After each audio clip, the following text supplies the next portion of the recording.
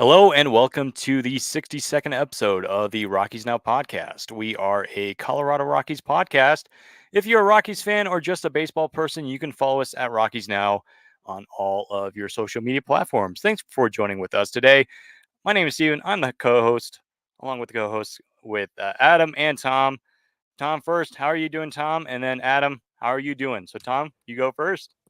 Pretty good after a long week, and we'll see. We're about I think it's 2 innings away from possibly getting a final tally on who's going to be the National League representative in the World Series, but we'll see.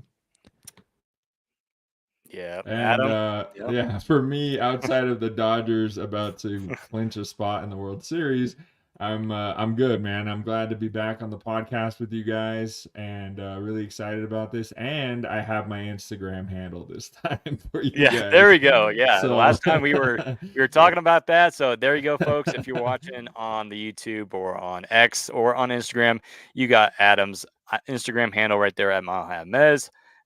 Awesome job, and we already have a few shorts of him on the Broncos podcast. So go check him out there. We thank you for joining with us today. We're excited about this podcast. There's a lot to talk about. A lot of stuff going on in baseball, even though coming into this week, honestly, I didn't really know what to talk about until the last, I don't know, 24, 48 hours until we kind of saw some news coming in from the Rockies world. And so we're here to talk about it. But first, we're going to talk about something that we wanted to do the first couple podcasts heading into the off season, and that is to talk about the team awards that our followers on Instagram voted for at the end of the season. So we're going to kind of discuss that, go over the winners, and just very quickly share our thoughts and have maybe a debate. I don't know, we'll see. But to get started, let's start off with we'll go from back to front to the least I guess popular award to the most popular, if that makes sense. So our first award that we'll do is the Minor League Player of the Year award. Now, this award was not in the polls for voting for the followers. So this was between Tom and I, who we talked about which players should win this award. And it was actually, there was a couple guys that we were talking about.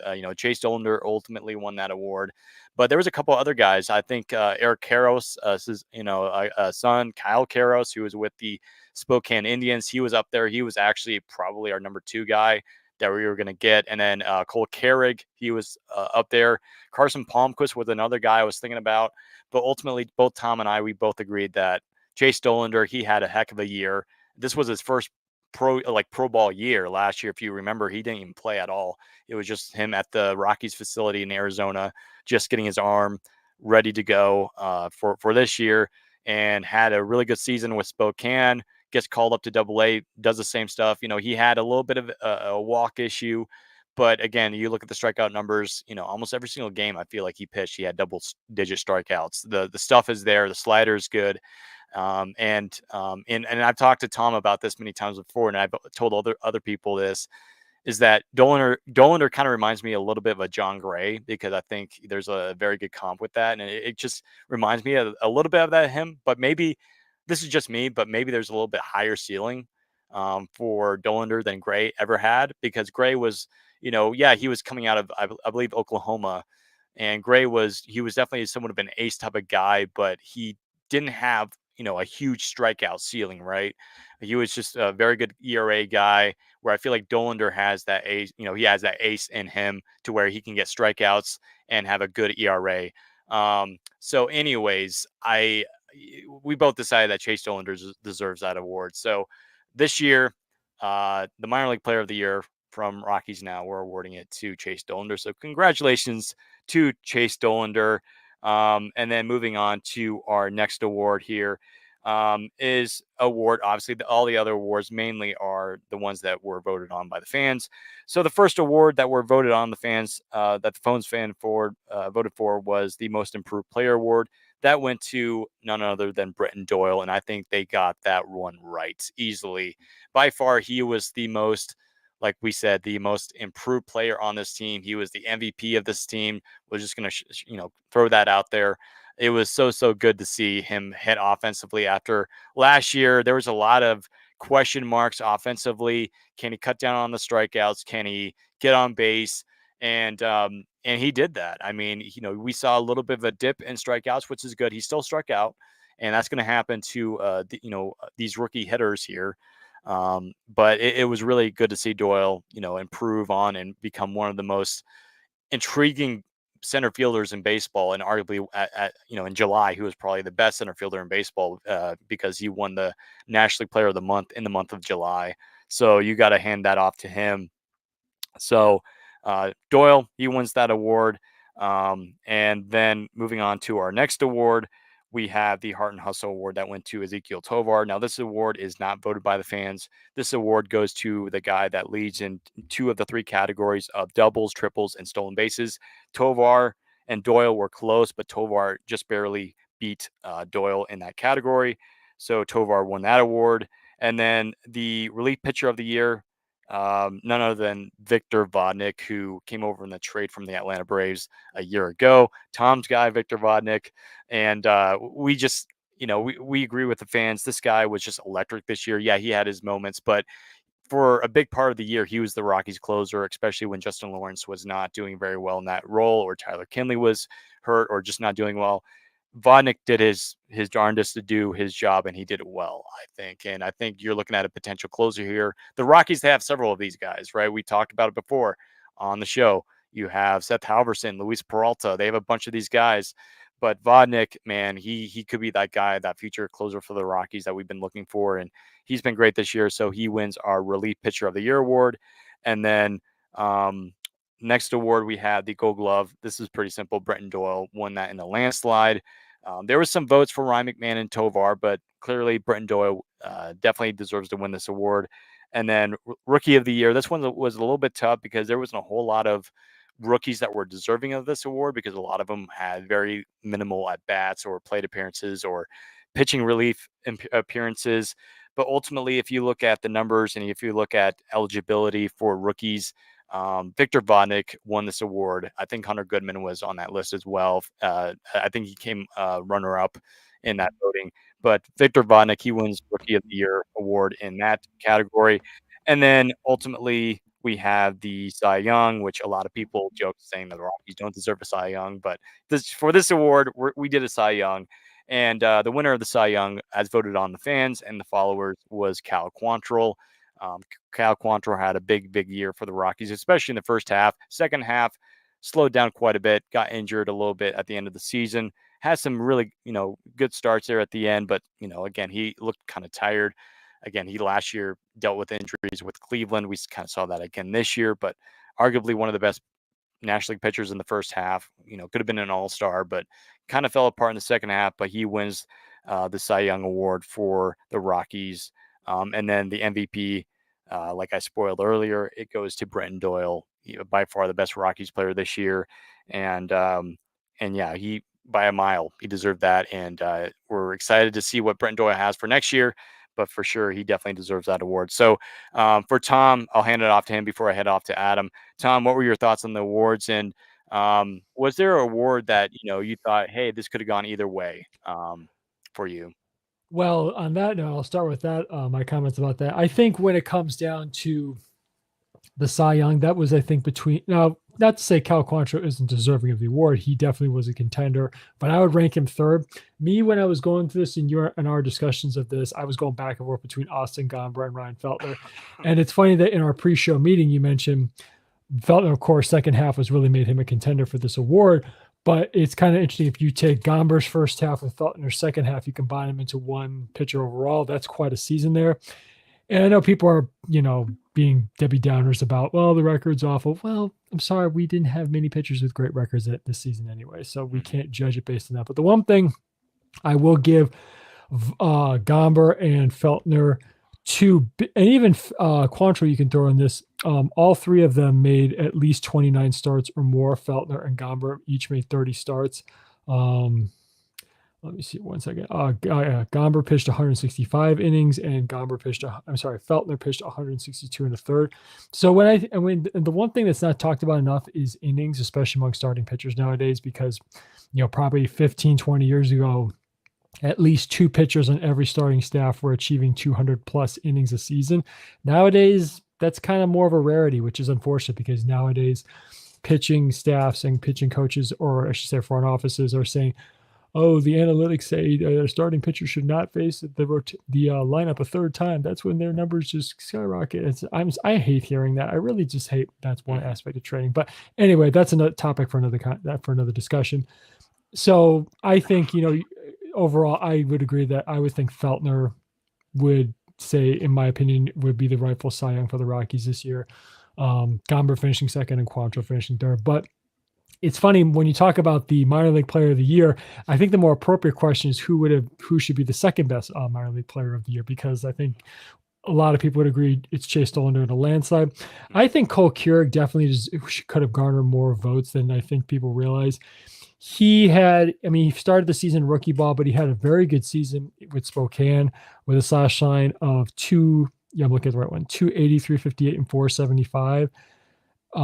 Contributing that he had 17 home runs overall, but he had 16 with Spokane. So he was very productive, and he played most of his games in center field. So obviously, people are saying, well, what does that matter? Because we have an elite center fielder right now. Well, the bottom line is it doesn't hurt to have depth. That's the point, I'm sure. Yep. And then when it comes to Doyle, it's no surprise. The one comment I'll make is he did cut down drastically, more drastically than people think he did on strikeouts. Because in 126 games in 2023, he had 151 strikeouts, whereas in 149 games this season, he had 153 strikeouts. So the average per game went down, which is good. I just wish he would walk a bit more than he did. Again, he had 46 walks this year, but I would like if he could get that maybe above 50 or 55, that I think would be amazing considering his athleticism. We would love to have him on base more. And his OPS plus was a little lower than I'd like, given the fact that he plays half of his games at Coors Field. He only had an OPS plus this season of 104. That's a little low than I would like for somebody who has above average power like he does. So that's, if there's one thing I would hope he improves in his game for next season and seasons going forward, I would like to see that. What was I going to say? But above all, overall, last thing, reliever of the year. My guy, Victor Vodnik. We'll have to wait and see how the closers role shapes out next year, because here's your top 3 saves, guys. Kinley had 12, Vodnik had 9, and also Jalen Beeks, who obviously didn't finish the season, had 9. I think they were being cautious with Vodnik coming back with his injury at the end of the season. So Seth Halverson took over the closer's role. So, but we'll see. I would like to see him in the closer's role next year, but we'll have to wait and see. But all in all, this is a fun exercise. It's always fun for us and our followers to vote on who, even though we had a 100-loss team, who is the best in each specific category. So I hope everybody had fun doing that. So yeah, for me, to bring it home on the Brenton Doyle thing, to put it into terms of strikeout rate, he went from a 35% strikeout rate to a 25% strikeout rate. That is a huge, that would be a huge increase over a career, or decrease, sorry. And then he went from 5.1 to 7.6. Obviously on the walk percentage, you want that to be between more around like the 10 to 15%. Especially with his speed, like Tom was saying. The one thing that I wanted to talk about when it comes to the pitchers, though, for sure, is when we talk about all of the stats, and when we look at Gomber and Feltner and Quantrill combined, Feltner was the only one with an ERA plus above 100. So for me, that kind of settles the argument. And plus, when I think it's important that we talk to fans about wins and losses when it comes to pitchers. It's kind of an outdated stat now. We don't really, back in like the 90s, that was a big thing and things like that. But now that we have all these advanced statistics, we understand that wins and losses are out of control, out of the pitcher's hands, out of their control. So I wouldn't use that as a stat, just like I wouldn't use like batting average as a stat anymore. You know what I mean? Like as a primary argument or a primary point for a player's performance. But yeah, we're seeing a lot of improvement in the second half. We saw a lot of improvement from Ryan Feltner in the second half. Like he was incredible. And so hopefully he can anchor, what should be a young staff next year. And then Victor Vodnik, I said this throughout the whole season, even before I started talking to you guys and getting involved. He needs to learn how to pitch, but he knows how to throw. So he has great stuff, but he doesn't quite know how to harness it yet. But when he does, he could be absolutely special for the Rockies. Yeah, for sure. Yeah. And, like Tom pointed out, again, there was so many starts where, we talked about on our Rockies recaps. And for those who are listening or watching, if you watched our Rockies recaps, you probably heard us talk about this many times. There were so many starts this year where, whether it was Ryan Feltner or, let's hand out another pitcher, Dakota Hudson, who didn't pitch that much in the second half, where they would put in solid starts. They would give up maybe 1, 2 runs, if at all, maybe sometimes 0 runs, just no run support. And especially in the season, if you remember, Adam and Tom, is that we had a hard time scoring runs early in the first half, right? I mean, I get it. It's cold in April and May, but the Rockies offense could not get going. And, that's why I feel like some of these records go, it's like you got to question the records. Like you said, nowadays, wins and loss totals for pitchers, it's not a really interesting stat anymore. Maybe back, 10 years ago, 10, 15, 20 years ago. Yeah. But now it's just baseball's different now. And so, but yeah, it's kind of weird. But yeah, Ryan Feltner had a heck of a year. He deserved that award. But, again, uh, we want to give our followers a voice too. That's important because we want to build this community with Rockies now. And so we love our followers. And so, but yeah, we're excited about this. And again, we do this every single year. We're excited for next year, see who wins that award. But yeah, there was a bunch of like, bright areas for the Rockies. But if you give me like 2 or 3 guys I got to give, like this year, hands off, claps to Bretton Doyle and Vodnik and Tovar. And I know Lux in the comments earlier, he was talking about how Tovar, he needs to cut down on the strikeouts outside, like that slider away, man. That, sometimes that slider, that curveball in the other batter's box. I know Elias Montero, we haven't talked about him in a long time. But he was struggle with that a lot, right? And I don't. And speaking of Montero, I don't think Montero is going to be in a Rockies uniform anytime soon. I think his days are done. I think Rockies, they had their look at him. He's out. And that's unfortunate because, again, he had very good power. I think, was it last year or the year before, he was tearing it up in AAA. And whenever the Rockies called him back up because he was doing so well, he just cooled off like a cold hot pocket, right? And so it's just like, it was unfortunate because we all love Montero. It's unfortunate, and we talked about this many times before too. And we don't want to offend the players or whatever. But unfortunately, there's a lot of players out there that are quadruple A players, right? There's 4 A players, and Montero unfortunately is one of those guys that just it doesn't pan out well for him whenever he reaches the big leagues. He has power. He does have gap power, but the average sometimes is not there. The strikeout rates are not good. And the Rockies gave him playing time and he just didn't do well. And it's unfortunate because we want to see these guys play well, and they're young, right? And that's why the Rockies play them. But it's unfortunate. But again, we're excited for Zeke. We're excited for Vodnik, and we're excited for Ryan Feltner, and excited for Doyle. So again, hats off and thank you to our followers on Instagram for voting and the awards. And again, we'll be doing that next year, so we're excited for that. Hey Steven, real Oh quick yeah, on yeah. Tovar, he's in the first percentile in chase percentage. So Yeah. obviously He chases a lot. 23%, or excuse me, 23 Yeah. years old. He chases at 44% rate. Yeah.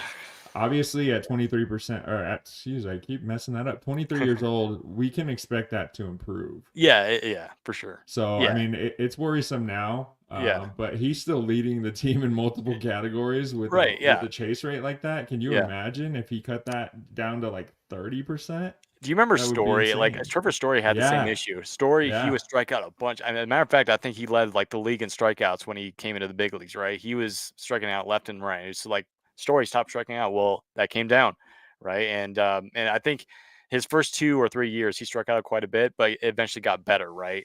And I think it's gonna, like, I agree with you, Adam. It's gonna get better, and he's only 23 years old. Like, he made his debut when he was 21 at the end of 2022 season in Los Angeles, right? No, I think it was at home against the Padres, but you get the idea. But yeah, Tovar, again, he has almost like light years ahead of him to improve, and he's going to improve. He's already a Gold Glove talent. He's already a Gold Glove finalist. And yeah, he's going to be fine. And I'm not really worried about Tovar. Again, he last year in 2023 he broke Todd Hilton's, or either tied. I think he either tied or broke. I think he tied it for the rookie record for doubles. And then this year, kind of doing his Tovar thing, right? And so it's just incredible how he's been able to do that at just such a young age, and he's already one of the best shortstops in the National League, and I think he's going to be an All-Star. We're just waiting for that year, and he is.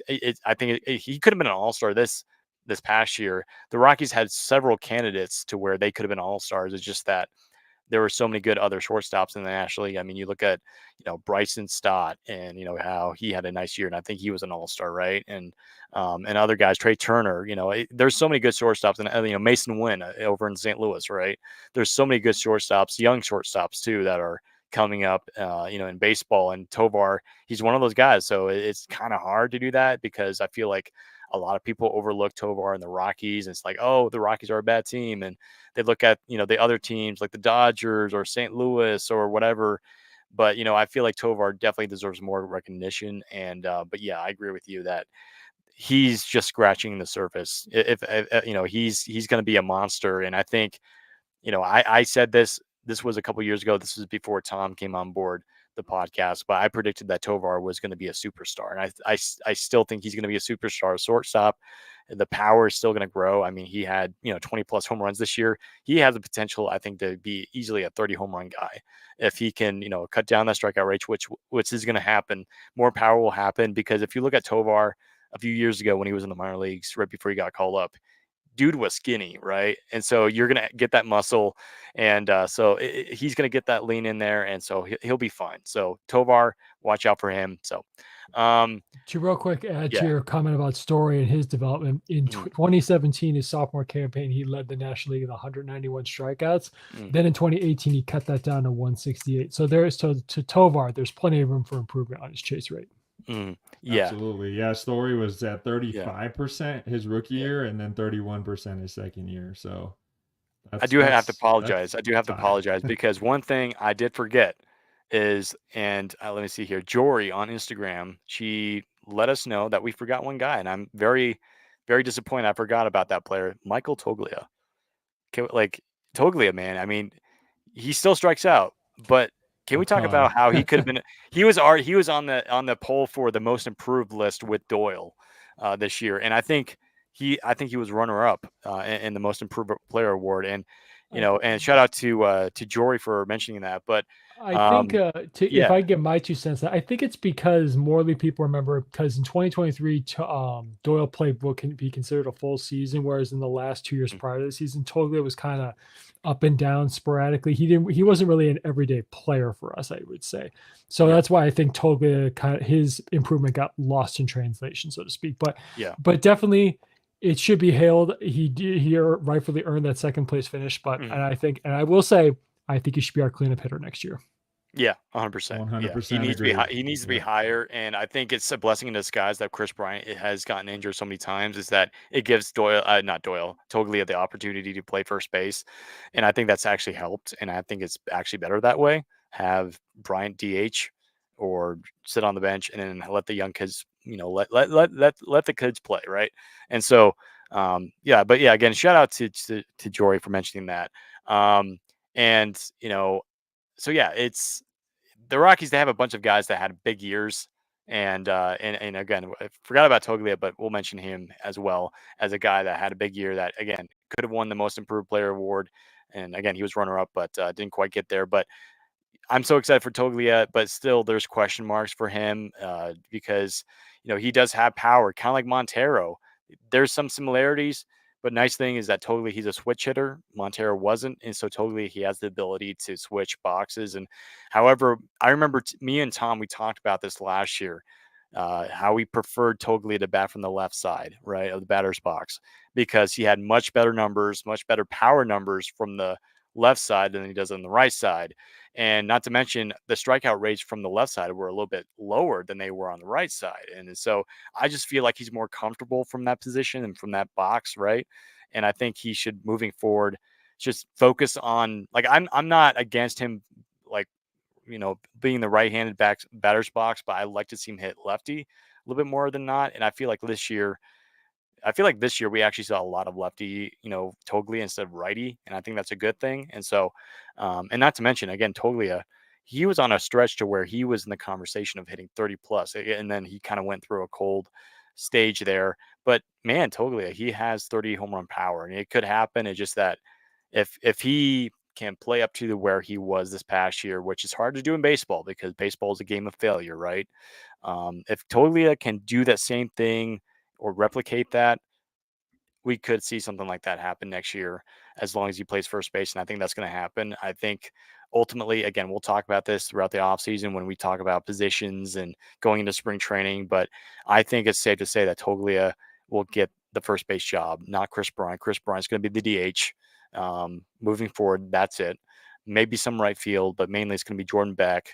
But again, we'll talk about it next year when we get to the positions. But Toglia should be our first baseman, and I agree with Tom. He should be our cleanup hitter, number 4, number 5 hitter.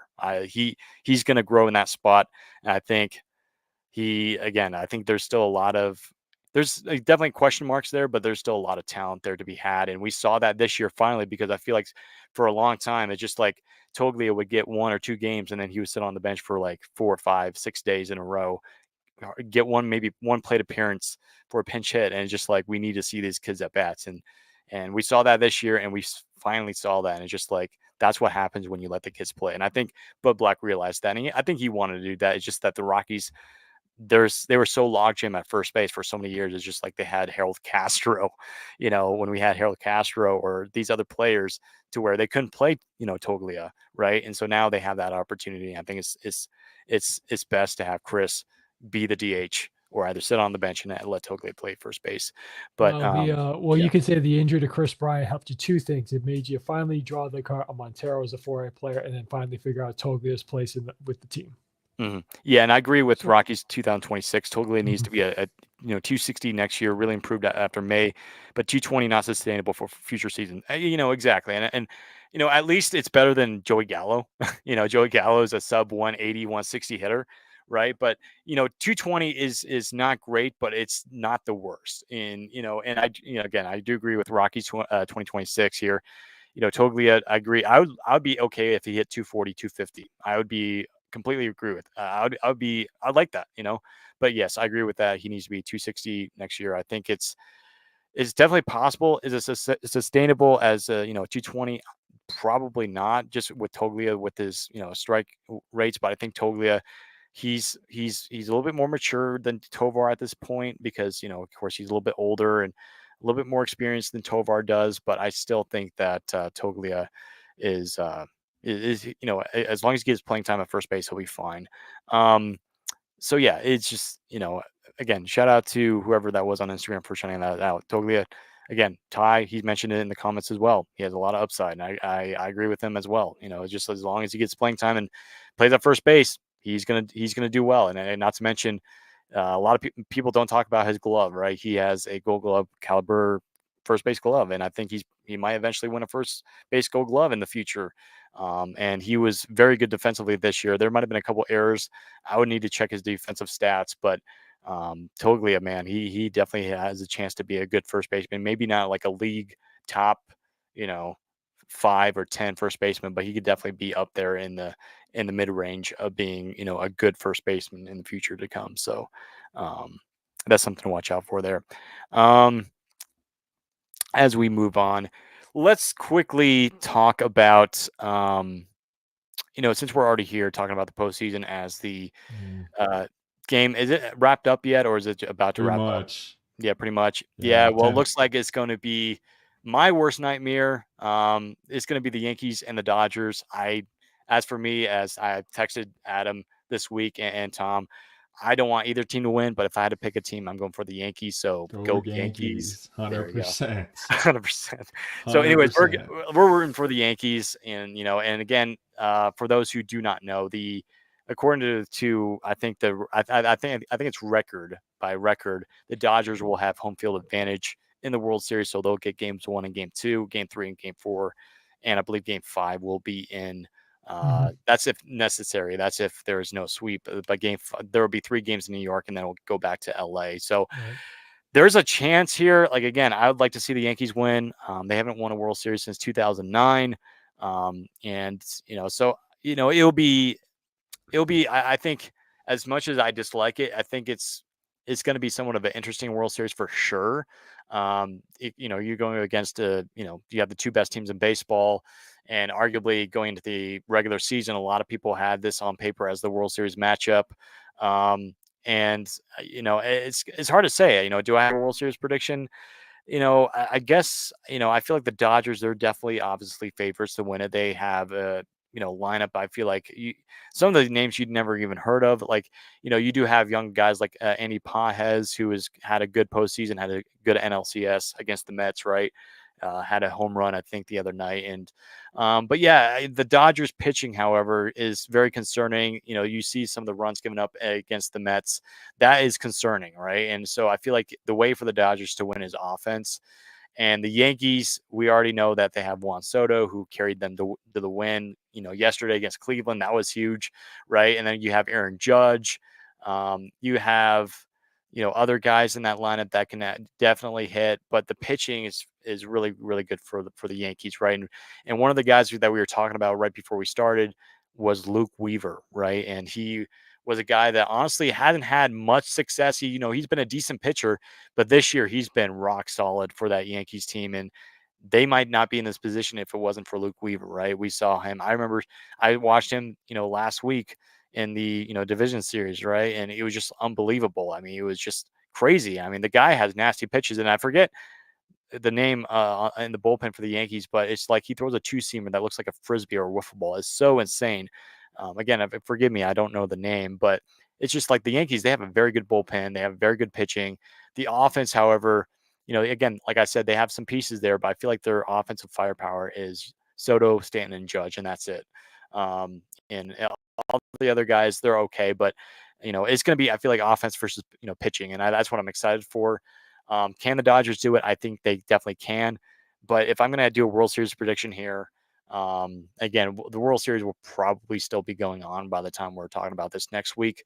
But I'm going to go Yankees in 6. I think the Yankees have a definite chance to take this thing home. I think they have a chip on their shoulder. A lot of people, including a lot of Yankees fans, they've been looking at Brian Cashman. They want that championship. They want that World Series ring, which, of course, they have 27 of them, which is the most in baseball by any team. And so I think this year might be that 28th ring. We'll see. But as Adam knows, I'm going for the Yankees, and go Yankees. So that's my prediction. Yeah. So my quick little prediction there would be, man, the Dodgers are the home field advantage is worrisome for me. But the X factor for me that the Dodgers are going to have in this series is which Walker Buehler are we getting? Because he's probably going to have to start a couple games, right, in this series. I don't think you can do this whole bullpen day thing that Dave Roberts does, because Cleveland found out the hard way that if you show Judge and Soto and Stanton, the same guy, 5 times in one series, they're gonna get hit. Yeah. So I would say that if you're somebody who's rooting for the Dodgers, which I don't know why you would be on a Rockies podcast, but if you're somebody that's rooting for the Dodgers, I would say Walker Buehler is probably the X factor here. And if you have Enrique Hernandez hitting cleanup in your lineup against the Yankees, that's also a little bit concerning, because as good as he's been in the postseason in his career, he's not exactly a guy that you can count on all the time. And to your point about the Yankees, real quick, the lineup does need to support those 3 around them. The Glaber has really turned it around at the leadoff spot, and that's why he's there. But those guys at the bottom of the lineup, you have to turn that lineup over against a team like the Dodgers and capitalize on as many scoring opportunities as you can put up against that team. Because we know that Dave Roberts likes to overmanage a lot. And if you put him in positions where he's got to make decisions like that, I think that gives the Yankees the advantage. But I do think that the Dodgers will ultimately end up winning in 7 games, unfortunately. But go Yankees, because I want to see Stanton and Judge get a ring. Those are 2 of my favorite players, Tom. Yeah. No, I'm with you on that one. Stanton has always been one of my favorite guys, and it's unfortunate that he couldn't really the Marlins could not build a team around him to get into the postseason, and he could. And of course, he signed to retire a Marlin, going to the Hall of Fame as a Marlin, but that didn't happen. I don't like either team, so this is kind of tough for me to really root for a team. The one thing I will say is I've hearkened on this before, and I'll say it again: Major League Baseball is jumping up and down because you got pretty much two of the most iconic brands in the sport in the World Series. Not to mention the two best players right now this season in the World Series, in Ohtani and Judge. However, my one thing I'm going to be a Debbie Downer on is we're not going to get to see that matchup, Ohtani on the mound versus Judge in the batter's box on the biggest stage in baseball. It's unfortunate, you go back to the World Baseball Classic when you saw Ohtani versus Trout. That was amazing. I think it's one of the biggest moments in the history of the sport. But now, unfortunately, on the biggest stage, we can't see the two best players in baseball square off. But either way, if I had to put a prediction on it, one more thing that hit me. It's too bad the Phillies didn't win the National League pennant, because then you could see a rematch of the 2009 World Series, Phillies versus Yankees. Ha ha ha. But anyway, my prediction, I'm going to say Yanks in 5. They win it in the Bronx. I know that. I will say this. It's the Dodgers. They've had, in the last 5 to 7 years, they've had such issues with their starting rotation staying healthy, from Kershaw to Buehler to Dustin May, and the list goes on. Even Tony Gonsolin's had his histories of injuries this season. But White Sox fan, glad to see Michael Kopech doing well for the Dodgers.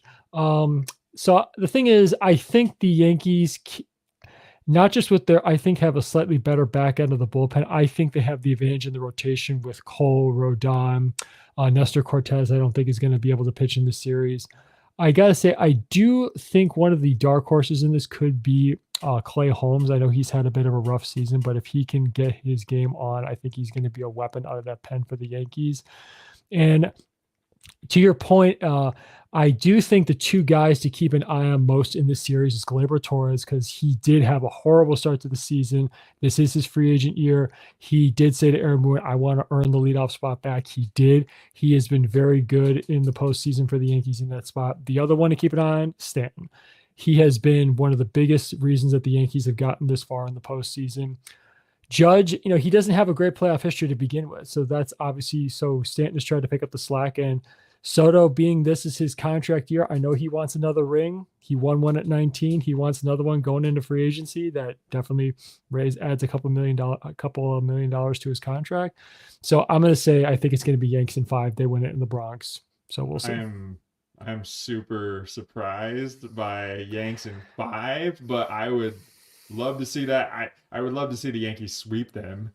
But that's not going to happen. Both teams are too good for that. But no, I agree with you on that one.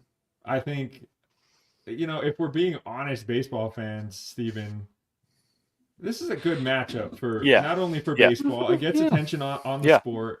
And also you're putting, I've always had these issues with baseball, Major League Baseball, where they're not very good at marketing their players and their sport. Now they have no choice. We've got Ohtani. We've got Judge. We've got the Yankees. We've got the Dodgers.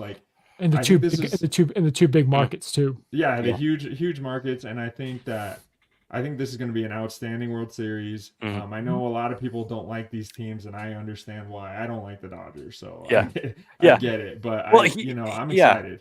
Well, here's the thing. So I've been on this baseball podcast with Bill at Top Fan Rivalry. Shout out to those guys. But he's a Dodgers fan, and I've been on his podcast a few times, and I always appreciate going on there. And one of the things I said recently, not so long ago, is that if we get, and actually we kind of talked about a Yankees and Dodgers World Series potentially, and now it's going to happen, right? And I said many times in that show that I hate the Dodgers, right? But it's so good for the sport because, like you said, marketing. Baseball is arguably the worst sport out of all the 4 major sports in marketing, right? 100%. Not only that, but the draft, I feel like the Major League draft needs to be bigger, televised bigger, right? Because it's so exciting. Because I remember whenever I do the draft, I get so excited because, it's, hey, this is the future of your ball club right here, right? And that needs to be televised more, where I feel like the only way to watch it is MLB Network and ESPN. It should be on CBS. It should be whatever. But at the same time, though, some people, I guess, don't care that much. But at the same time, though, football is not going around, right? I mean, you do have OTAs, you do have training camp coming up. You do have some other stuff, but like the NBA, their season's already done. NHL, their season's not even happening. So baseball, they have that opportunity in the middle of the seasons to heavily invest in the draft and then in the postseason to do that. Now, there are dangers of doing that, but at the same time, of course, you do not want to obviously, rig the sport, which I think baseball is one of the hardest sports to rig because it's just like, it does happen. Don't get me wrong, it does happen, but like, it's a lot easier to rig a sport in football or let's just say basketball. But again, it has happened in baseball, but I 100% agree with you. This is excellent for the sport. I mean, last year I had fun watching the World Series despite the TV ratings were horrible because nobody watched it because it was Rangers versus Diamondbacks. I mean, who's going to watch that World Series, right? Nobody in LA or New York is going to watch that, right? Their team's out of the playoffs, right? So this is good for the sport. I mean, as much as a lot of people around the nation, maybe 99% of the country doesn't like the matchup, maybe 98%, but we're still going to watch it. It's going to be Yankees and Dodgers. I'm still going to watch it as much as I don't want to. I'm still going to watch it and see the best hitters in the world, the best pitchers in the world show off and compete for that commissioner's trophy. It's going to be a good World Series. Don't get me wrong. It's just that when it sees, when you two of your most hated teams, arguably, I mean, the Yankees aren't my most hated American League team. It's actually the Boston Red Sox. And the next there, well, it would go up there with the Red Sox and the Astros, but at least the Astros, thank goodness, are not in the World Series for another year. I got so tired of them, man. I know all of you guys who are listening and watching can agree with me on this, but it's been a lot more of an enjoyable postseason to not have the Astros in the division series or the ALCS, but it's still going to be a fun World Series and I can't wait. And I do want to give a shout out to, former Rocky DJ LeMahieu. He's now, in the World Series for the first time, And I believe. Canely. So, yeah. And so, yeah. And Canely and, of course, Ottavino, he's no longer, I think he was with the Mets. And unfortunately, he won't be able to get that opportunity. But shout out to DJ. He's got that chance to win a World Series ring. And I think Yancy Almonte, I was thinking of Yancy Almonte, but I think he's now with the Cubs. He got traded over to Chicago. So, I don't think there's any former Rockies on the Dodgers as I can think of, but even if there were, we ain't rooting for them. I'm not rooting for them. So we're going for the Yankees over here at Rockies now, right? Yeah. I just wanted to make one quick point to your thing. We're talking about marketing baseball. The biggest thing for me with Major League Baseball is it's hard enough. We talked about this in our pre-meeting, right? Our pre-stream meeting here, where people are having a hard time watching baseball because of TV contracts and things like that running out. Yeah. When you put your playoff games on a channel that nobody has at 11 o'clock in the afternoon, what are you doing? Yeah. Like, put the games on when people are off work. So I mean, I mean, you're not growing the that way. Right. You know what I mean? That whole March Madness style of TV game times, it doesn't work anymore. They need to stop that. No. I don't care.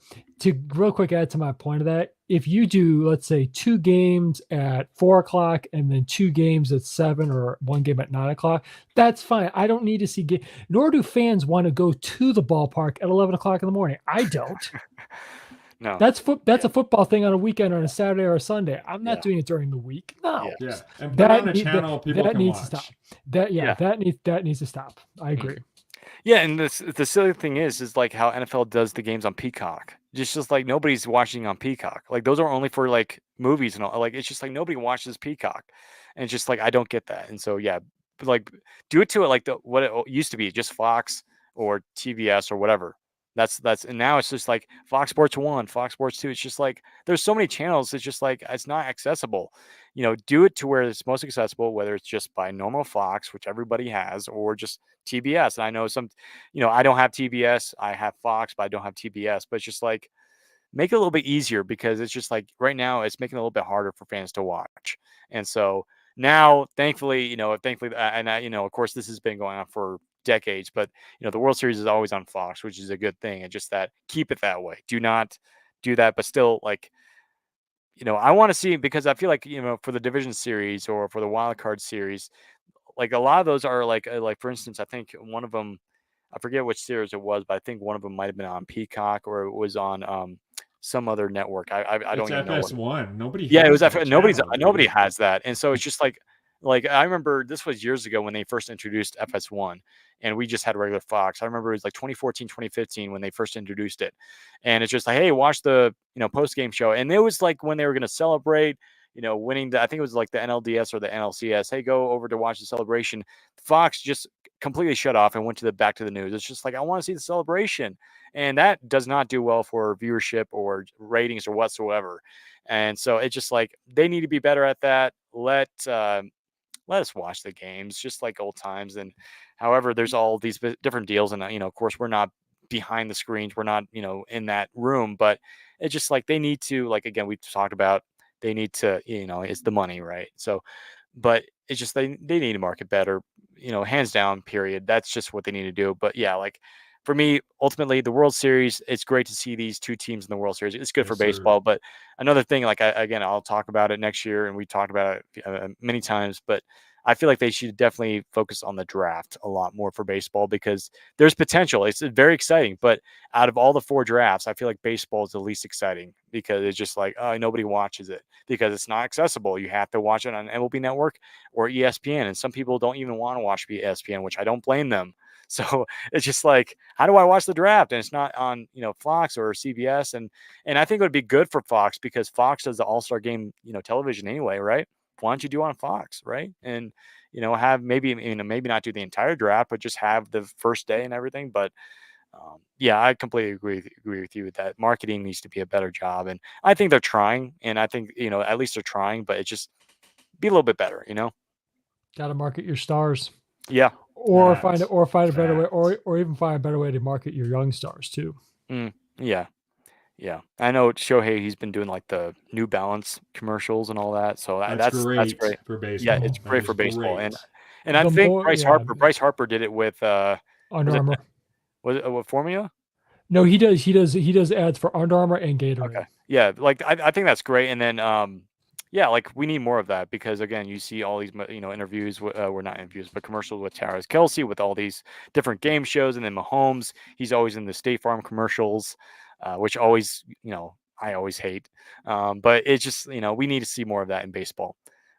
So that's just something we want to throw out there. So baseball, if you're listening, please do, please do. And to give you a cup on the Fox deal here, it was signed in 2022 as an extension. It goes to 2028, so the World Series will be on Fox going until 2028, which probably it'll stay that way unless there's some big change in the media. Fox is one of the networks that's still doing well, so I don't see that changing much. But the one thing is, to your point about FS1, I thought it was really, really odd when what was it? It was one of the division games where that was the only American League game on that night, and it was on FS1, and the Masked Singer was on Fox. More people want to watch the Masked Singer over the baseball game, or at least Fox, or at least Fox saw it that way to make it that programming way. Yeah, if you go back like 50, 60 years ago, that would have never happened. People eyes were on baseball all the time. Like, I talk to my dad all the time, back when, this was teams when like, these were like teams that weren't very big. I mean, you're talking about like the Orioles or even the A's, for instance. And now, of course, the A's were a lot, better. We talked about it before we started tonight. Like the 70s A's were something, right? They had 2 or 3 straight World Series champions, right? Of all these goated players, Carter. I mean, it's just insane. And, Ricky Henderson, right? You go back and you see everybody, their TVs were on to baseball, right? Now it's more focused on football. Why? Because marketing. That's it, right?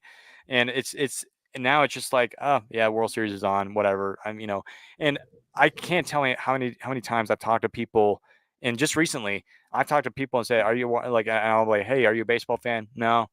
You know what the World Series is? Not really. Isn't that like the championship or some sort of round? I'm like, they have no idea what baseball is. So again, marketing is key for baseball. It's not the main thing, but it's huge because that's how you get people in, right? You want to reach out to your listeners and followers and all that. So it's huge. So again, baseball needs to take a step up, but it's just, you go back 30, 40, 50 years ago, everybody's eyes were on the TV in October watching baseball. And don't get me wrong, people still watch baseball, but it's just not what it used to be. And I think we need more of that excitement of like, hey, and I think some people could argue it's because of the PEDs. A lot of people use them or whatever. But at the same time, though, you know what? any way to bring back the old glory days of baseball, I'm down with it, man. It's just like we need that back. The steroid era saved baseball. It is. It really did. It really did. And Well, one we could talk thing about some of the PED users and how they shouldn't be in the Hall of Fame, but still, it saved the game. I agree One with thing that could generate interest in Major League Baseball, and we could have this discussion for hours, fellas. Yeah. But I would say they should look at shortening the season because I think baseball is just too long for people to be invested in. Yeah, And that's why the 160, NFL is perfect for everybody because it's like I only gotta watch one day a week. My Right, team only that's- plays one day a week. You know Well, what I mean? that's led to the rise in popularity of the sport of football overall because you only have to watch it maybe 2 days, maybe 2 games, depending on how many teams you root for. Yeah. Or if you're a college and pro football fan, Still just 2 days. two. Correct. But the point is, I'm a proponent of shortening it to 120 games. That's my that's my opinion, though. You would generate a lot more interest. Mm. And the postseason would start sooner, and it wouldn't be as cold. People, they're not inclined to go to postseason games, especially in Colorado. Yeah. When the Rockies make the postseason next year, by the way. Yeah. Hey, there you go. Yeah. We're holding on for it. Yeah. But there's a lot of things that they can do. I don't think bigger bases and pitch clocks are the type of things that actual baseball fans want. I think those are geared towards people who don't watch baseball. And in my opinion, just probably won't watch baseball because they don't like it. I don't think it's going to change anything. But there are some changes that they can definitely make to generate more excitement and make fans more engaged for an entire season. Yeah, I'll add this comment before we move on to our last segment. But it's just I feel like if you go back to 2020 when he had that 60 game season. I want to say that actually viewership was up, and I get like there was not a lot of sports, but like NBA was coming back already, football was already coming back, anyways. But honestly, that was a fun year. It was a shortened season. A lot of the teams were, and this is why baseball is so good. Everyone had a chance. It's not like, oh, you already knew this team was out. Like the Marlins made the playoffs in 2020, and here, like they were horrible the year before in 2019. They were horrible the year after, but yet they made the playoffs. I thought that was kind of, it was weird for me. And I've told Tom many times before, just like in some ways, I don't count 2020 as a season. It was more of a tournament for me. It really was a tournament rather than a season. But it was at the same time, though, it was so much fun because, like, hey, you never know. You had a chance, and 60 games was a little bit too short. But yes, I do agree that there should be some sort of shortening to the season. I would go toward maybe 130, maybe 140 at the most. I do think that it would definitely help the players, and I'm not going toward like under 100. There's no way I'm going on 100. Like I forget, was it Rendon? I forget how many games he won. Was it like 80 games? Yeah, one game. But like, was it like 80 games or something like that? But it's just like, I agree. There should be some sort and I think even baseball's even talked about it. And I'm sure it's going to come up in the future.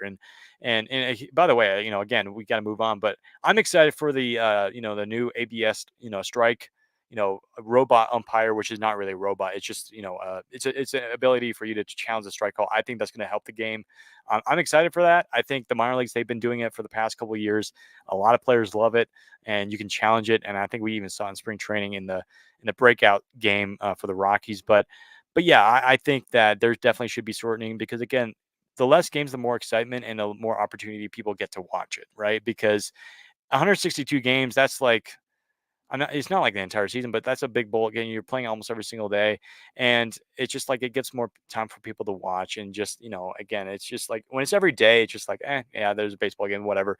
Where, like you said, in football, it's just like, hey, every game is important. That's the excitement of football. Every single game is important. That's what we want in baseball. Every single game is important because it matters in the standings, because we've seen in years past. I mean, may I harken back to 2018? The Rockies were one game away from winning the division, right? They were playing the division game, right? And so it's just like, granted, it was 162 games, but each game matters, even though it kind of doesn't feel like it, but it really does matter. And so I do agree with you. There should be some sort of component to shorten the season by, I don't know, like 20, 30, 40 games. And I think it would just help the players and the fans enjoy it more. And I think, again, I want to say that baseball has talked about it, and I think it should be talked about, for sure. So that's just something that we'll have to watch out for. I do want to since we're talking about MLB rules here, I do want to mention this starred comment that we have up here from Rockies 2026 before we wrap up what happened today in the Rockies world. And his question is this: if MLB decides to require starters to go 6 innings, wins and losses will become important again. I do agree with that. I think there is that there's that possibility, because I think a month or two ago there was that thing that baseball was considering doing this, to where they would have to have the starters pitch at least 6 innings. I think 5-6 innings. That's Um, crazy. and I think Tom and I talked about it, and I think we talked. I think I'm trying to remember if we liked it or not. I think we somewhat liked it, and in some ways it keeps your pitcher in. But at the same time, though, what if he gets injured? Because what if there's a pitcher that hasn't pitched that much? So again, I'm still up in the air on this. And again, it's not final. It's not confirmed to happen like next year. It was just in the works. So Adam, I'd like to hear your thoughts on that. And just because, again, this is a good question from Rockies, 2026. So thank you, Rockies, for that. But Adam, just let me know what your thoughts are, because I think Tom and we have already talked about it. But yeah, just let me know how you think about that. Yeah, so I completely respect everybody's opinions on everything because it brings life into any conversation, right? And I think it's good that people don't agree on certain things. I just don't think that wins and losses should ever be something that we hold pitchers accountable, because let's say even if they give you a quality start, they still have to depend on the offense. They still have to depend on the bullpen. And if you're the best pitcher on your team, but your bullpen's the worst, you're not going to get a lot of wins because they're not going to be able to keep leads for you. And then your offense isn't going to be able to get leads for you. So I think things like WHIP and FIP and ERA plus are more important when it comes to that. But as far as the rule itself, man, if your pitcher's just getting shelled, I don't know how that would work. Like, why would MLB want that? Are we on the line of like getting pitchers injured at that point too? Like pitching them more than they need to? Like, I don't know what the specifications are on that rule. I think it's interesting, and I do think that MLB is going to do a reverse, because now you see, and I just mentioned it about the Cleveland Guardians when they played the Yankees. Now you're seeing, they used to be like, okay, well, we're not going to let our starter be seen by these guys 3 times in a series, but now you're going to let your bullpen guys be seen 6 times in the series. So now baseball's going to reverse, and you're going to start seeing starting pitchers stay back in the games. It's just like a natural cycle, right, of how things work. So I don't know if we need it to be required. I think the game's going to do that on its own. Well, here's another thing too. Like, I will mention this. You go back to 2014 Madison Bumgarner, right? Or even today, for instance, like the Mets had to go to the bullpen early, and I think that's great for baseball, because it's kind of like a chess match, right? I think that's good.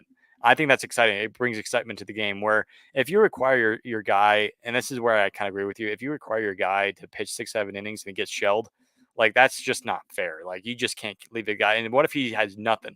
He's gonna have to pitch and this is the first inning. He's gonna have to pitch 5-6 innings. You can't let him do that. It's just like it doesn't really make sense. But No, if you wanna put a requirement on it, then put it in the postseason and say in the postseason your starter has to go 3 innings instead of having these bullpen days. If you're gonna do something like that, it has to be truncated, in my opinion, to something like that. I don't think that's gonna work in the long term over a regular season of 162 games. But Tom, I think you have some thoughts on this.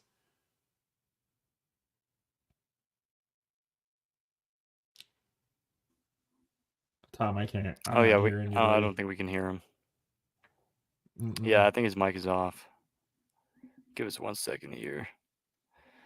But anyways, yeah, there we go. Okay, no, yeah, sorry. If for some reason it was mute up here, but down here I have it on my controls here. Anyway, the one thing I will say about when it comes to, it's going to be tough to enforce that, because to go along with the point of what if the pitcher's having a bad outing, or in the 4th and he just all of a sudden loses command and the other team just goes on a tear with their offense. The one thing I will say, John Smoltz brings this up quite frequently when asked about pitchers and usage, etc., and of course how analytics see it. And The one thing that's really going to have to change is how pitchers train, because pitchers don't train to throw 100 plus pitches every 5 days. Pitchers are training with max effort velocity. When you do, and I'm a proponent of ending max effort velocity because people, okay, triple digits are awesome, but as triple digit pitches per season go up, there's actually a chart on this. I think one of the statistics guys on Instagram and Twitter brought this up. I can't remember who it was. But as the number of 100-mile-an-hour pitches per season goes up, the number of Tommy John surgeries goes up. So, because people don't realize when you throw a baseball, it puts a lot of strain on that UCL right here under your elbow, because this is a unnatural motion for your arm. Our arms were not built to throw a baseball like it does, whether it's sidearm, over the top, 3/4, doesn't matter. So yeah, if the big thing is not only enforcing that, but my biggest question is Major League Baseball teams are going to have to really change how they train their minor league pitchers as they progress to the major leagues, but also at the same time, that's going to have to change how college pitchers train, how high school pitchers train. This really is going to have more of an effect on the industry and the sport overall than we really, truly, I think, understand, or at least that I can think of off the top of my head in the research that I've done. So that's going to be a big topic of discussion, and it's one that's, I think, is not going to be easily implemented. That's a terrific point, Tom. Absolutely. Mm-hmm. I agree with you on that too. Yeah, I agree. Yeah, wholeheartedly. It just, because again, I feel like we talked about it, Marquez, because a lot of these pitchers, again, we got to move quickly here, but like a lot of these pitchers, they're starting to get injured quite a bit. Marquez, he got injured again. Now it wasn't like another Tommy John thing. It was just a flare up. But a lot of these pitchers are just not used to throwing this fast, this hard, and have these workloads that are, because again, it's crazy because, as Tom mentions many times, and it's just that nowadays you're seeing guys where you have to throw over 100 to face these hitters, right? And just like, it's just, you have to adjust. And for them to do another adjustment of like, hey, you're required to go this length when you just simply can't, like your arm is dead and you've only been on 3 or 4 days rest and you still need another day rest. It's just like, that's going to ruin the pitcher, man. So for me, as I look at it, I'm okay if they tweak that, but if they go 6-7 innings, I'm sorry, I'm not on board with that. I just feel like it needs to be tweaked, it needs to be worked on, but I just don't feel like, especially nowadays, pitching injuries are the highest it's ever been. Do not do that, so it's better for the pitcher. And I get it that, hey, we want to make the games more exciting. And listen, that's great and all that, but it's just like, that's almost going to make it more worse for the pitcher, because now you're just going to have the blowout losses all over the place because you're requiring this guy to, who gives up like 6, 7, 8 innings in the first inning, and he's going to have to pitch another 6, 7. It's just, it's not going to work out. And I don't think it would do well for the pitcher or the sport. And so again, there's a lot of translations to that. Again, they can tweak that. I'm okay with it, but I just simply do not like the way that it would turn out to potentially be. It could be very, very harmful for a lot of people and for the pitchers. And I just think it wouldn't be fun. Let the game, because again, baseball shouldn't be necessarily a time sport. It's let the game play in its own time. I'm okay with the pitch clock. I think that's great. There should be some sort of like time management. You don't want to have games go 5-6 hours. That's just a little bit too much. But at the same time, though, it just like, there are certain rules that you just can't do. Like, that's a rule that I just don't think I would agree with necessarily. Good luck getting that through the union, man. That's all I'm going to say. Yeah, I agree with you. Yeah. Okay, moving on to our last segment, because we got to head out of here. So some news coming out today, and actually it really came out yesterday, from Patrick Saunders at the Denver Post. Awesome article. Go check it out if you have an account with the Denver Post, or if you have an ability to read it. It's also, there's other areas where you can find it at MLBTradeRumors.com. They have a little bit of a mini article there. You can read it as well. It's available on X or Twitter, however you call it. But anyways, we wanted to really end up on this topic, and that is the Colorado Rockies are planning to cut payroll heading into 2025. Really, this offseason. It's going to be this offseason. And the Rockies world, whether it's on Instagram, X, it's going pretty crazy right now. It's not very good vibes, but I think both Adam and Tom, we all talked about it very briefly. But Adam and we both agreed that this is for the best for the team, because this is good. As much as it doesn't sound good, and the way that the article kind of points it in a light that, oh, this is bad, this is good for the team because this is what happens to rebuilding teams. Like every single team that has gone through a rebuild, this is what happens. It's not like, oh, we're going to add payroll when you have 2 straight 100 losses. It never happens. Rarely happens. And if it does happen, they're an idiot, right? And so it's just like you got to tear everything down and you have to restructure your ball club. And I think the Rockies have already started doing that, right? Charlie Blackmon's gone, right? He's retired. The Rockies have let go Jay Cave, right? And we were going to talk about that very quickly, right? Jay Cave, he's going to be a free agent. Peter Lambert, free agent. Dakota Hudson, even though he was really here for a very short period of time, he'll be free agent, right? And so now, for those who are wondering, what's cutting payroll? What does that mean? Well, basically, it means that cuts and trades will be incoming very, very soon in this offseason for the Rockies. And there's a few guys that we could talk about. We're not going to get into huge detail about those players, but let's just say that, a guy that we've talked about very quickly, Rogers, he could be on the move. And again, he still has, I think, another year of control, but basically he'll be a free agent after this year. So he's definitely movable, right? It wouldn't cost you hardly anything to move him, right? You do have Austin Gomber, who's been on that list, who was in the conversation of getting traded during the trade deadline. Cal Quantrill, right? So basically, the Rockies, they're going to be either trading or cutting players this offseason. And it sounds like it might be quite a bit, because if you go read that article, whether it's at the Denver Post or the MLB Trade Rumors website, even if the Rockies do get rid of those 3 players, right? They won't be able to get hardly any free agents in the market, because that's how much revenue they did not receive. Because again, some people might be confused about the money aspect of it. I am too, a little bit, but according to reports, the Rockies, they are cutting payroll due to low TV revenue, because as of right now, especially with Bally Sports and everything going around in the baseball TV world, a lot of these deals are being done, and a lot of bankruptcies going on. And so last year, the Rockies, they went through it with AT&T Sportsnet, which was bankrupt. They went over to MLB.com or MLB TV, and they got a package over there. Same thing with San Diego and Arizona. And so they had their own issues. But this year, especially over the last couple of years, the Rockies' revenue has been arguably the worst in baseball. And no big surprise, the Rockies are the worst team in the National League over the last couple of years, right? So it's easy to see that the Rockies do not get hardly any revenue, and therefore they have to cut payroll. And again, this is no big surprise. This is not a shocker, and it's kind of funny because there are some people out there that are shocked when they really shouldn't be shocked, because again, this is been a historically bad run for the Rockies over the last couple of years. And again, nobody has been really happy in the position where we're at. I mean, nobody really wants to, right? So nobody's going to really want to watch the Rockies when they're, they're going to lose 100 games, right? So really what the Rockies are going to do now, and again, both Adam and I talked about this, the Rockies, they're going to basically be forced to play the young kids this year. There's no other option. Like the Rockies, even if they tried to get veterans, they really can't, unless if they majorly cut a bunch of like almost everybody, and then they just get free agents out of nowhere. But at the same time, though, according to different reports, the Rockies, they are going to be going full youth movement in 2025, as they should. And I think that is going to help them progress in the rebuild. The Rockies, and this is what makes me excited, folks. Again, like it sounds like, oh, the payroll thing is bad. This is actually good. And because, and as Adam, we've always, we're dreaming for that 2025, playoff run for the Rockies. I think it definitely could be realistic. 2026 is also a possibility, but you have to turn the page to the next chapter, right? Charlie Blackmon was kind of like that last page of the Rockies era, right? And so now you're turning the page over to the next guy that could be in line, Ryan McMahon or whoever, or just the Rockies prospects.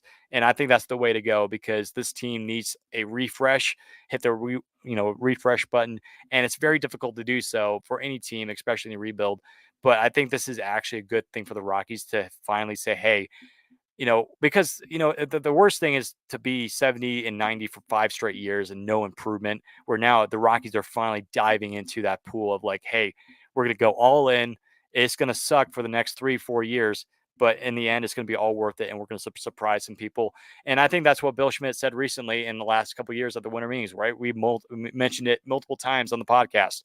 The Rockies, they see this team as bamboo, where a lot of people, they don't really see it, but underneath there's a lot of growth, right? And I think that's going to be coming up. And you can say what you want about the ownership and just the front office, but Bill Schmidt has a plan, and I know that there's the contracts with Chris Bryant, and what about Rymack? Is he going to get moved? I don't think those two guys are going anywhere. Rymack would be the most likely possibility, but even his contract is almost non-tradable, and plus you want to build somebody around him. So I think it's today was a very weird day, but overall this is a good thing for the Rockies. The young kids will play next year in 2025, and I think that's the most important thing. So I'll hand it off to Tom here, and then I'll go to Adam to finish it off. So Tom, let me know what you think. Real quick, just looking at Spotrac, the current 2025 payroll obligations are just over $90 million. And of course, as you mentioned, taking Charlie Blackmon's $12 million salary, $13 million salary off the books saves a lot of money. By far, the highest earner in 2025 is going to be Chris Bryant, 27. The next highest is Kyle Freeland at 16. The Rockies have 5 guys who will make over $10 million next season. I think it's going to stay that way. I don't think Ryan McMahon, Senzatella, Herman Marquez, Freeland, or Bryant are getting moved or removed. And for all the people who are screaming, cut Chris Bryant, well, guess what? You're still going to have to pay him that money whether you cut him or keep him. So as Adam mentioned in our pre-show meeting, you're just going to have to play him and hope that you get something, at least some decent, and I mean, I'm being very kind when I say decent production out of the guy. So it's just a boat you're going to have. It's just a train you just have to ride off, and hopefully it's a happy ending into the sunset by some stretch of the imagination. But anyway, the point I'll make is the Rockies also have 7 players arbitration eligible. The rest are basically pre-arbitration, so they won't make much over the league minimum or maybe a little bit higher. Some will get a pay raise going forward. But the point is, the Rockies don't have too many heavy contract obligations. Again, we can't get rid of the Bryant contract right now. So, and again, I made this comment on our Instagram page, and I posted this on Twitter and X. The Rockies aren't the only one going through this, guys. Even the major market teams like the Yankees, the Dodgers, they're going to go through the same thing because the Yes Network, it's not doing quietly. You got to read it. It's even though it's the Yankees, that network is not doing particularly great at all. The Dodgers do have a considerable amount of money in their TV contract left because they signed it before the RSN issue whole mess situation. But again, this is affecting everybody. The Rockies are not a unique circumstance or a unique story in this situation. So expect there to be some. I'm not going to say Juan Soto is not going to sign a huge contract, but there's going to be some. There could be some guys signing, a lot of players signing late into spring training. Jake Cave, again, he's going to have a decent market, but he could be a spring training signee. So it's unfortunate where baseball is gone, but this is what happens when the regional sport network dies and Major League Baseball has relied on it for a very long time. They got a very difficult road to navigate their TV broadcast situation going forward. So we'll see how this shakes out. Yeah, for sure. Those are excellent points, Tom, on the whole broadcast situation. MLB's got to figure that out, man, because we were talking about this earlier. Ways to grow the game. If you want to grow the game, we have to be able to watch it. So they'll figure it out. It's not going to be fun for them, but that's up to them. That's not up to us. As far as what we're talking about with the Rockies, this is a great thing. On one side of the spectrum, and on the other side of the spectrum, it could be disastrous. The reason I say that is because, in my opinion, the Rockies have a top 10 farm system. Okay. Yeah.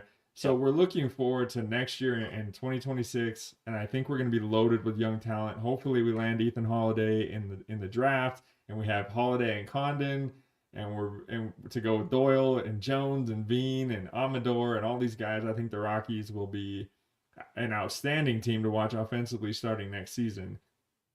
But they have to generate interest, because the reason the Rockies are doing this is because there's no interest in the Rockies. So it's kind of a double-edged sword for Mr. Monfort, the owner of the Rockies. I'm sure you guys know him very well. But these young guys have to perform. And not to put pressure on them. If any of you guys are watching, thank you, by the way. But if you're watching, we're not putting like the city on your backs or anything. But Yeah. if the Rockies want to get out of this hole and they want people to start coming to games, we need this young core to be To work. exciting and Yep. entertaining. Yeah, you know what I mean? Mhm. Because if they're not anywhere near as good as I think and Steven thinks and Tom thinks they're going to be in the next few years, that's going to be disastrous for the Rockies, because then you're trying to sell fans on, okay, we're going young, we have a plan, give us 2 years, 3 years, we're going to be in the playoffs, and then after that 2 year, 3 year period ends, then we'll start spending money again because you guys are going to start coming to the games again. But if the team isn't good and this plan fails, the Rockies are going to be set back for a long time, and that will be very unfortunate. But I have all the faith in the world in this young core coming up. I think they're going to be awesome. I think we're going to be the National League version of the Orioles. We're going to mash, and I think the Rockies could be the second best team in the National League West starting as early as next season. Yeah, because there's a window with San Diego. You don't know what they're going to do. There's chances that they're going to cut their payroll. Arizona, last offseason. Yeah, I mean Arizona, you don't really know what they're doing. They missed the playoffs this year. A lot of questions. Are they going backwards now? San Francisco, it's just like every single year they hype us up by getting a free agent. Like they got Blake Snell, Matt Chapman. Now he's going to be staying there, and happy for him. But San Francisco, they're inconsistent. They were not that great this year, and yeah, they flirted at times with they have a wild card potential, but like. This is a perfect opportunity. I think Adam, you alluded to it. Like I think last week or a couple weeks ago, this is a perfect opportunity for the Rockies to move up, right? And at least just get in the wild card round. And I know that there's a lot of steps to get there because we're coming off of 102 loss season, right? So first step is to improve, and I agree, and I think first off, the players need to do well and stay healthy, and that's there, but it's not necessarily on them. It's the leadership to perform and lead the team properly, as True Mindsets on our Instagram page mentions. And I completely agree. I think, I think right now you're trying to, because again, like you said, if this doesn't work, the Rockies, they're in trouble. They're up against the wall. Somebody's definitely gonna or should be fired. If Bill Schmidt, or let's just say that this does not work. Like the players do not work. The prospects somehow do not turn out. I think they will, but if they do not turn out, in the next couple of years, or they come up here and they're just not performing well, he's going to get fired. And a lot of people in the front office will get fired for that because again, it's just like for the last several years, and it's got to work because again, for the last 3 or 4 years, they've been hyping us up about the farm system. Oh, it's like just wait until like 2025, 2026. It's going to be that's when we're going to turn things around. All right. Well, let's just say that year comes and it's just like we're still like 90 to 100 losses every year. That's going to be a horrible look on your franchise. It's already been for the last several years, right? Ever since Nolan Arenado got traded. So you have to do something. And I think that's what makes me hopeful, because right around when Bridich left, that's when Bill Schmidt went to work and started doing the farm system. That's how you do it. You don't go out and get free agents and think that's going to work and solve your problem, because I feel like, no offense, because again, we don't want to, have a Dick Monfort podcast segment, but we can talk about him all we want. But I just feel like Dick Monfort and Jeff Bridich were more of the guys like, forget about the farm system. Let's just bring on free agents, Ian Desmond, Daniel Murphy, where Bill Schmidt was like, wait. We got to build a farm system if we want to build consistent winner. Because if you look at the Dodgers, when they were not so good, what did they do? Built a farm system first. And look at now. It's like a foundation of a tree. Got to plant the seed. The roots will grow and then the tree will go up, right? That's how the Rockies are going. It should grow, and that's how they will grow. It's just that they got to do it right, and they got to water those plants. They got to develop those plants of those talented rookie prospects, right? From all the way from the DSL leagues, the Arizona Complex League, all the way up to AAA, and they're doing that. And so that's why I think it's going to work. But should it not work, and again, this is just worst case scenario. It's got to work, because if it doesn't, the Rockies are in trouble, and Rockies are going to be in Hades for a long, long time, and it's not going to be fun. But I think this team, Tom and I, we've harped on it many times, and again, we'll wrap up here in a minute. But there's so much hope around this team, and as much as there's a lot of negativity on social media about the front office, the ownership, you can say whatever you want about it, the boycotting, which I don't think necessarily has an effect whatsoever. That's how this happens. Yeah, That's how yeah, this happens. yeah. And so I just feel like this team is heading in the right direction.